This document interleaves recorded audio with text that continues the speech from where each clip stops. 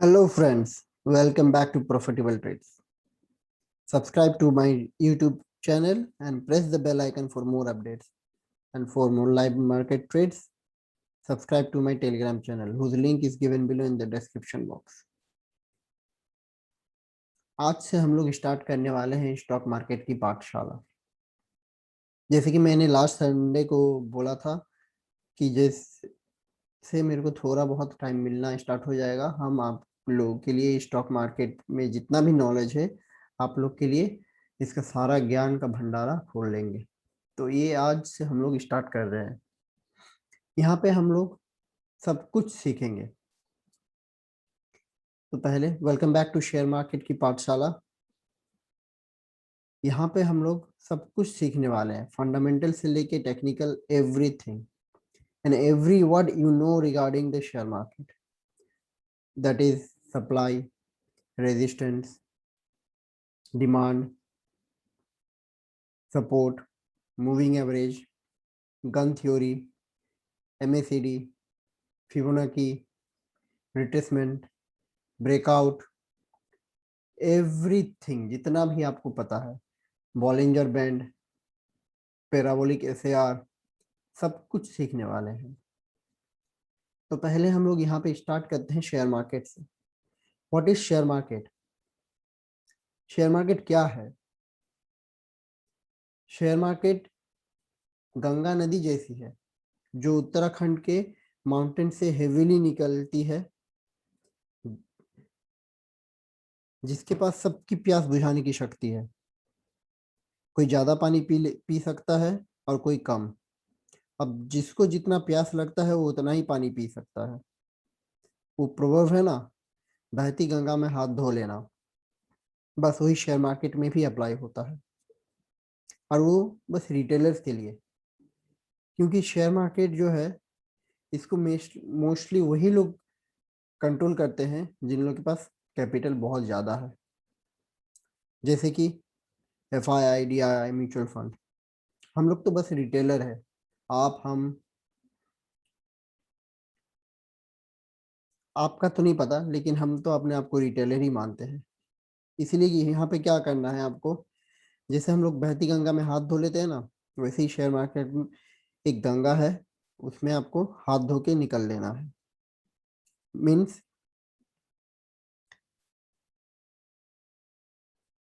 जैसे अगर कोई स्टॉक में इंक्रीज हो रहा, वो अप साइड मूवमेंट में जा रहा, तो वहां पे आपको एंटर करके निकल लेना है। तो वो आप तभी कर पाएंगे जब आपको इसका पूरा टेक्निकल का नॉलेज होगा, फंडामेंटल्स का नॉलेज होगा।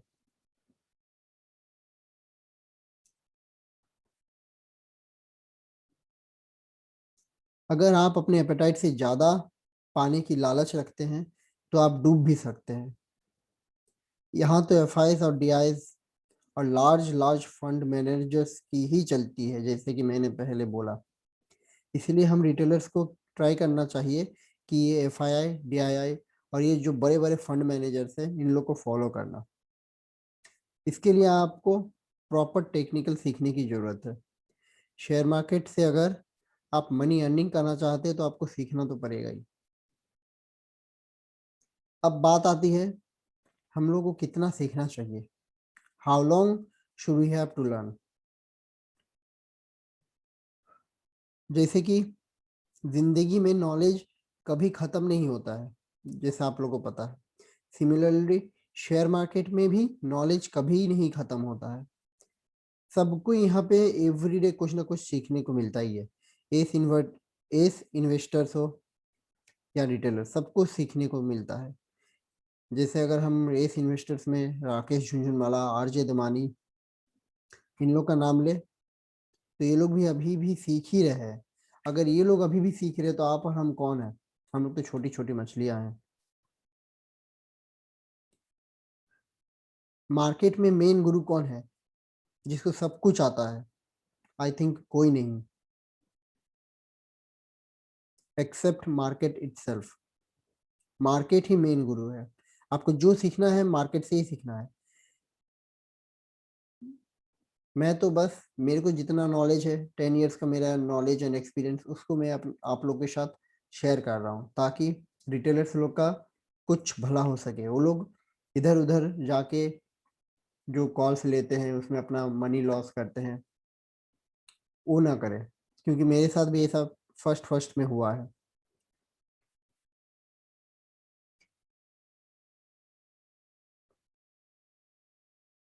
अगर कोई बोलता है कि मेरे को सब कुछ आता है, मेरा स्टॉप लॉस कभी नहीं करता, तो ये गलत है। ये हो ही नहीं सकता। मार्केट सबको हमेशा सिखाते रहता है और सबका स्टॉप लॉस करता है। कोई 100% राइट नहीं है। हाँ, ये हो सकता है कि कोई 70% स्ट्राइक रेट हो, 80% स्ट्राइक रेट हो, बट 100% स्ट्राइक रेट मार्केट में किसी का नहीं हो सकता है।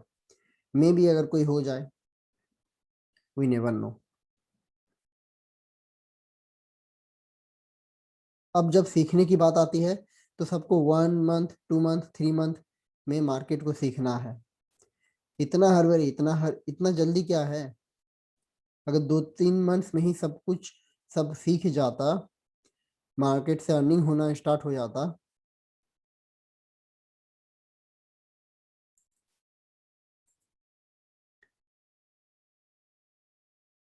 तो सब स्कूलिंग क्यों करते? सब स्कूल कॉलेज क्यों ही जाते? फिर सबको 2-3 मंथ्स मार्केट में सीख लेना चाहिए, अब उसके बाद अर्निंग स्टार्ट। सही है ना? आप ही सोचिए, 20 to 25 ईयर्स लगता है स्कूलिंग और कॉलेज करने में। यहाँ टीचर प्रोफेसर बनने के लिए 25-27 ईयर्स लग जाते हैं। डॉक्टर इंजीनियर बनने के लिए ऑलमोस्ट 25 to 27 ईयर्स लग जाते हैं। यहाँ तक आपको क्लर्क भी बनना है तो उसके लिए आपको एटलीस्ट इंटरमीडिएट तो करना ही पड़ेगा। इतना साल पढ़ने के बाद भी आज के ज़माने में कोई श्योरिटी नहीं है जॉब का, और आपको जॉब मिलेगा, अर्निंग होगा। लेकिन यहाँ सबको मार्केट में किसी को अच्छे से 6 मंथ भी सीखना नहीं है और डेली प्रॉफिट करना चाहते हैं, वो भी बिना स्टॉप लॉस ट्रिगर किए हुए। वाह रे दुनिया! इंजीनियरिंग एंट्रेंस एग्जाम के लिए almost 30 to 40 lakh applicants exam देने आते हैं।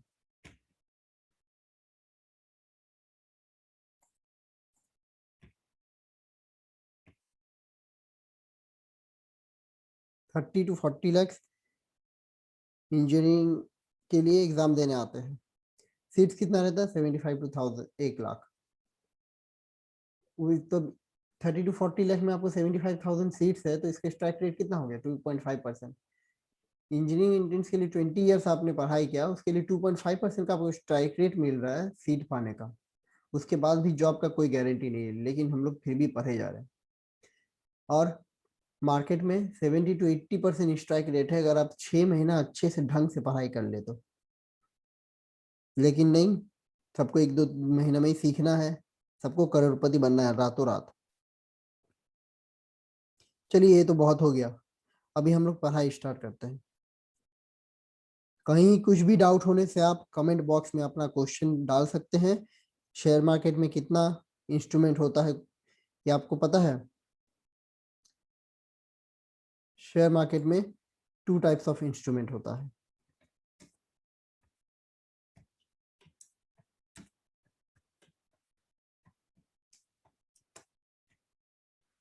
फर्स्ट कैश, सेकंड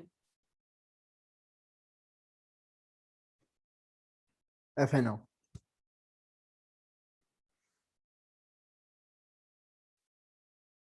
हम लोग का अभी फर्स्ट टॉपिक है cash. What is cash market?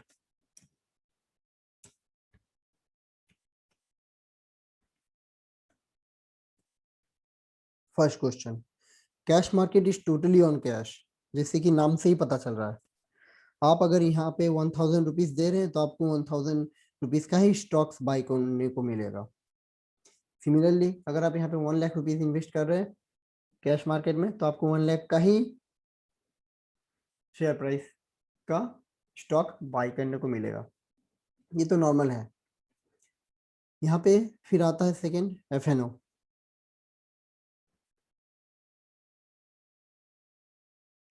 F&O में जो है 2 टाइप्स का इंस्ट्रूमेंट रहता है।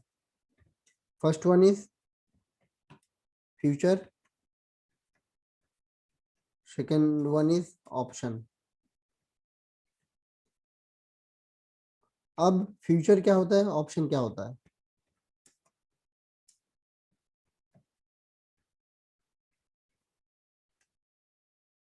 What is future?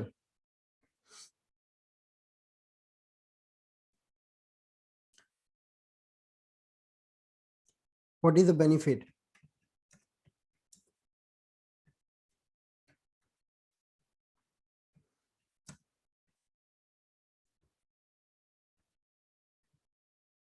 What is benefit of FNO? ये सब क्वेश्चंस आता है। How it is different from cash?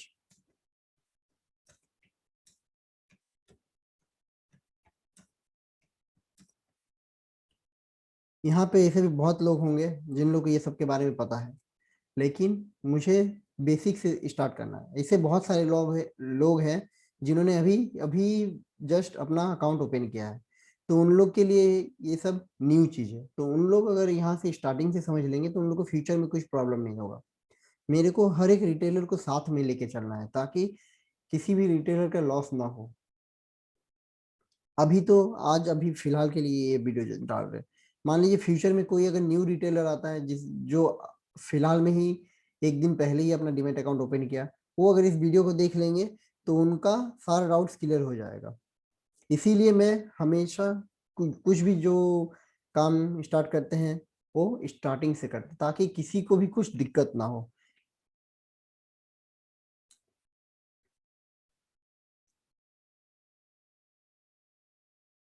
तो हम लोग कहाँ पे थे, how it is different from cash. पहले तो हम लोग फ्यूचर के बारे में सीख लेते हैं। FNO में एवरी मंथ एक्सपायरी होती है। Expiry is always on last Thursday of the month. अब ये एक्सपायरी क्या होती है?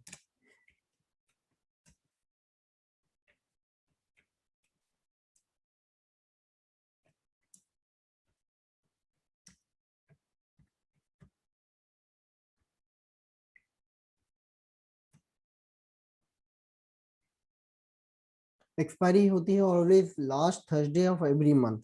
मीन्स इस दिन आपके पास जो भी फ्यूचर का पोजीशन होगा वो आपको स्क्वायर ऑफ करना पड़ेगा, नहीं तो सेवी करेगी मार्केट बंद होने के बाद। और ऊपर से आपके ऊपर पेनाल्टी भी लगाई जाएगी क्योंकि आपने इसको थर्सडे को अपना पोजीशन स्क्वायर ऑफ नहीं किया। पहले जो है ये रूल नहीं था पेनाल्टी वाला, इसको अभी न्यू न्यू इंट्रोड्यूस किया गया है। पहले क्या होता था, अगर आप लास्ट थर्सडे को अपना FNO वाला पोजीशन स्क्वायर ऑफ नहीं भी करते थे तो सेबी उस पोजीशन को अपने से स्क्वायर ऑफ कर देती थी आफ्टर मार्केट क्लोजिंग। उसमें आपको ना तो ब्रोकरेज कटता था और ना ही GST, ना ही STT, ना तो stamp duty, etcetera etcetera. Brokerage लग ही नहीं रहा है उसमें आपको, तो इसलिए नहीं करता था ये सब। अब क्या हो रहा, अभी आपको अपना पोजीशन स्क्वायर ऑफ करना पड़ेगा। अगर आप अपना पोजीशन स्क्वायर ऑफ करते हैं तो हो गया, उसमें ब्रोकरेज लगेगा। ब्रोकरेज लगा तो GST भी लगेगा, स्टैम्प ड्यूटी भी लगेगा, STT भी ऐड होगा। तो ये सब मिला के almost something thousands crore of revenue हो गया गवर्नमेंट के लिए। आपको बिलीफ नहीं हो रहा है इतना छोटा सा अमाउंट के लिए थाउजेंड्स करोड़। यस, देखिए, buoyancy in the stock market has helped government collect a record amount from the securities transaction tax in 2017-18. According to an official with the income tax department, the steady collection for the fiscal year stood rupees 111.23 billion rupees. आप सोच रहे 11123 billion rupees mean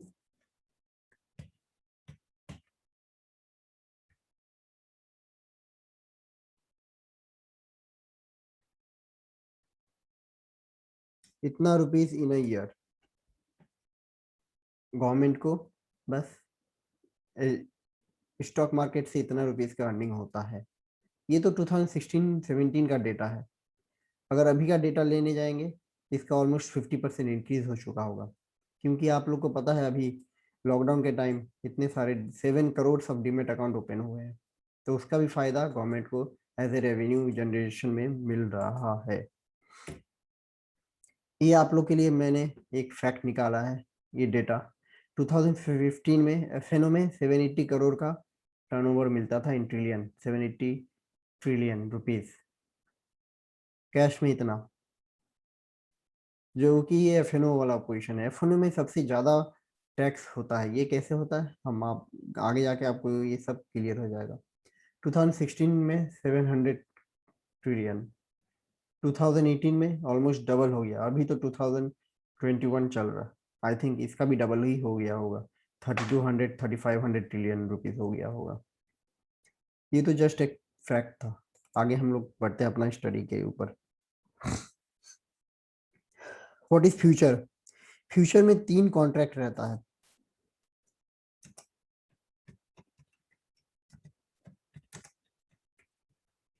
three contract in future. एक होता है near month, second होता है next month, third होता है far month. Near month means current month जो चल रहा है, next month means next month obviously, and far month means next to next month. आप इस तीनों में से किसी में भी अपना पोजीशन बिल्डअप कर सकते हैं, लेकिन तीनों में क्या क्या डिफरेंस रहेगा। आप अगर नियर मंथ में पोजीशन अपना क्रिएट करते हैं जस्ट लाइक करंट मंथ में, तो करंट मंथ में आपको वॉल्यूम ज्यादा मिलेगा, फिर नियर नेक्स्ट मंथ में थोड़ा कम मिलेगा, एंड फार मंथ में और थोड़ा कम मिलेगा। और इसमें बायर सेलर का भी डिफरेंस होगा, number of buyers number of seller, सब कोई चाहता है कि उसको जो सेलर का प्राइस और बायर का प्राइस रहे उसमें डिफरेंस कम हो, और आप जैसे जैसे नेक्स्ट नेक्स्ट मंथ में जाते रहेंगे उसका डिफरेंस बढ़ते रहेगा, buyer price and seller price का डिफरेंस।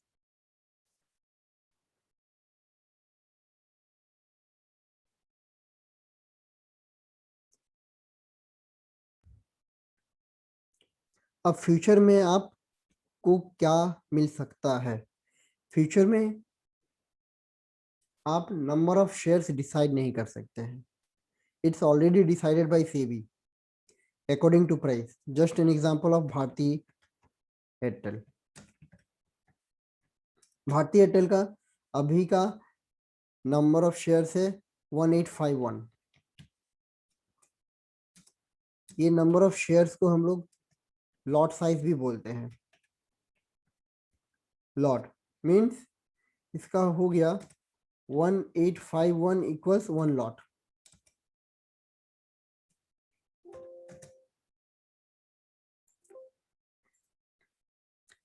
आप यहाँ पे 1000 शेयर 2000 शेयर फ्यूचर में बाय नहीं कर सकते, आपको लॉट साइज के ऊपर ही बाय करना पड़ेगा, either 1 lot 2 lot and so on. जैसे भारती एयरटेल का लॉट साइज 1851 है, सिमिलरली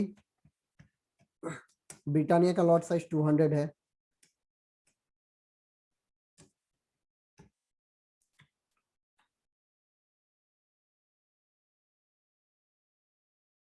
पावर ग्रिड का लॉट साइज 4000 है,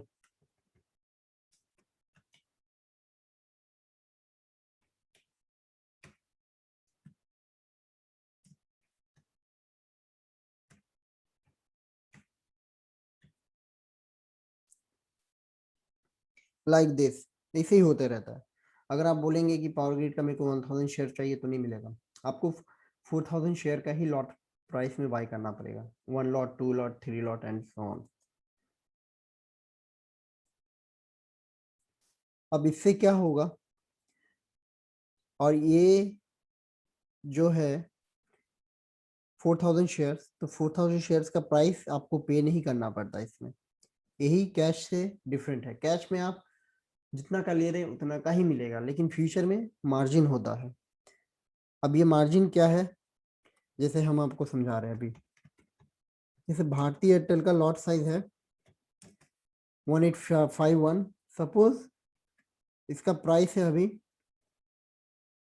550 रुपीज, तो 18 इंटू 51 कितना हो गया? 10,18,000 रुपीज। तो इसका मतलब आपको 10,18,000 रुपीज पे करना पड़ेगा? नो, आपको पे करना होता है 20 to 25% of the 10 lakh rupees.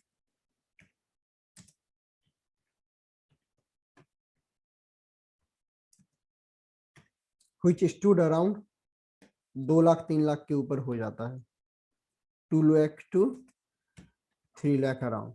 हर एक शेयर्स का इसी होता है। तो इसमें आपको पूरा पैसा पे नहीं करना होता है, ओनली आपको मार्जिन पे करना होता है। This leverage is called margin. ये सेबी डिसाइड करती है according to the price of the share.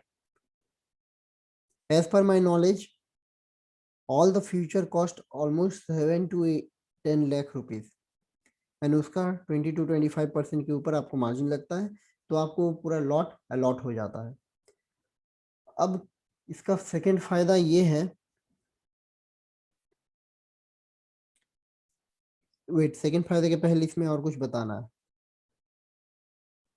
हर एक स्टॉक का अपना अपना मार्जिन परसेंटेज रहता है, और अगर किसी स्टॉक का प्राइस ऊपर नीचे हो जाता है just say 30 to 50%, then SEBI in this case उसका लॉट साइज चेंज कर देता है। जस्ट लाइक अभी निफ्टी 10,000 से 16,000 पे आ गई है, तो इस निफ्टी का लॉट साइज जो है अभी तक 75 है। निफ्टी को आपको, निफ्टी आप कैश में बाई नहीं कर सकते, ना तो सेल कर सकते। निफ्टी को आपको फ्यूचर में ही करना होता है। अभी निफ्टी का लॉट साइज 75 है, बट ये नेक्स्ट मंथ से लॉट साइज चेंज हो जा रहा है, बिकॉज ये 10,000 से 16,000 आ चुका है, तो इसका new lot size is 50।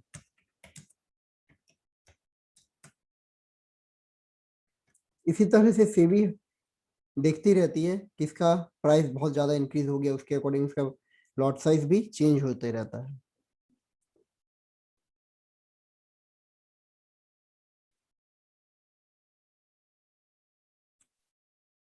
I hope ये मार्जिन वाला फंडा आप लोग को समझ में आ गया। एफएनओ का सेकेंड बेनिफिट ये है कि आप यहाँ पे सेल कर सकते हैं इंस्टेड ऑफ बाय। मीन्स आप पहले सेल कर दिए देन बाय कर रहे, और ये आपका पोजीशन टिल एक्सपायरी तक रह सकता है।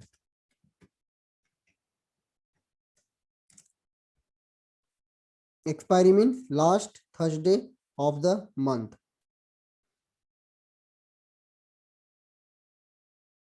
आप सोच रहे होंगे कि ये कैसे हो सकता है।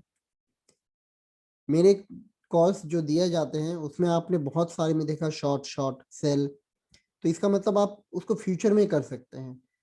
पहले सेल कर दिए देन बाय कर लिए, या तो अगर आप उसको कैश में करना चाहते हैं तो कैश में बस इंट्राडे के लिए ही वो एप्लीकेबल है, आप उसको कैरी फॉरवर्ड नहीं करते। जस्ट लाइक फ्यूचर, फ्यूचर में आप इसको सेल करके कैरी फॉरवर्ड कर सकते हैं, जैसे हम लोग ने रिलायंस के कॉल में किया था।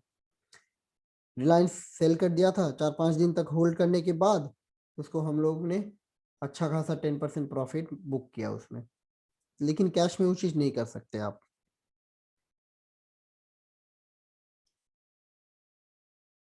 अब आप सोच रहे हैं कि मेरे पास शेयर्स है ही नहीं तो हम सेल कहाँ से करेंगे। फ्यूचर में आपके पास शेयर्स नहीं है तो क्या हुआ, आपके ब्रोकर के पास शेयर्स है। आपके ब्रोकर के पास बहुत सारे क्लाइंट है, उसमें से किसी ने सपोज भारतीय एयरटेल बाय करके रखा होगा और आपने इधर सेल कर दिया, तो ब्रोकर उधर से सेल कर देगा एंड सेबी के पास पोजीशन इक्वल रहेगा। तो सेल आप कर सकते हैं, फ्यूचर में सेल करके बाय करना है आपको,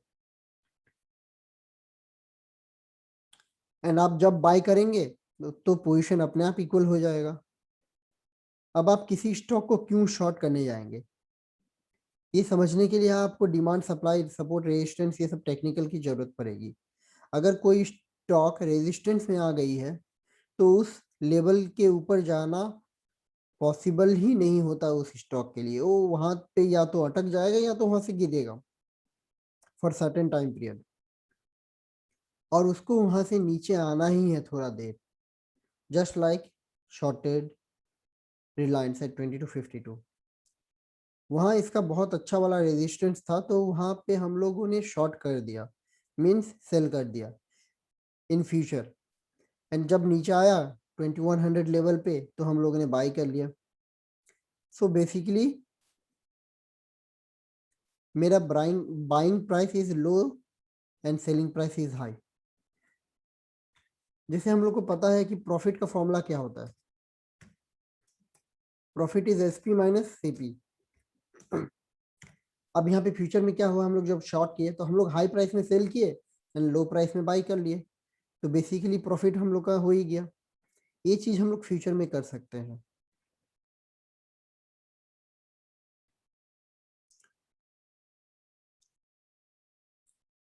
तो आज इतना ही रखते हैं till future. Next day will come with option and next topic. अगर यहाँ तक आप लोगों को कुछ डाउट है तो कमेंट बॉक्स में आप लोग अपना क्वेश्चन टाइप कर सकते हैं। I will try to answer it on my next video. और अगर कुछ बहुत ही छोटा रहेगा आंसर तो कमेंट बॉक्स में ही हम आप लोग को रिप्लाई कर देंगे। Till then bye bye, trade well and keep earning profit. चलिए हम लोग तो स्टार्ट कर दिए, अभी स्टॉक मार्केट की पाठशाला एपिसोड 1 हम खत्म हो गया आज हम लोग का। धीरे धीरे हम लोग आगे बढ़ेंगे, और जैसे जैसे नंबर ऑफ सब्सक्राइबर ज़्यादा होते जाएंगे हम टाइम भी ज़्यादा देते जाएंगे। तो आप लोग ट्राई कीजिए कि अपने फैमिली फ्रेंड्स को भी इस स्टॉक मार्केट की पाठशाला और मेरे फ्री कॉल्स जो यूट्यूब और टेलीग्राम चैनल पे दिए जाते हैं उसका फ़ायदा उठाए। जितने भी रिटेलर्स हैं, जो लोग भी शेयर मार्केट में नॉलेजेबल है, जिन लोग को शेयर मार्केट में अर्निंग करना है, उन लोग को आप मेरे यूट्यूब चैनल का लिंक फॉरवर्ड कर सकते हैं ताकि उन लोग को भी फ़ायदा हो जाए। मैं यहाँ पे अपना 10 साल का नॉलेज एंड एक्सपीरियंस शेयर कर रहा हूँ, तो मैं चाहता हूँ कि लार्ज कम्युनिटी तक इसका फ़ायदा पहुँचे, इसका इफेक्ट पहुँचे। Okay friends, thank you, bye.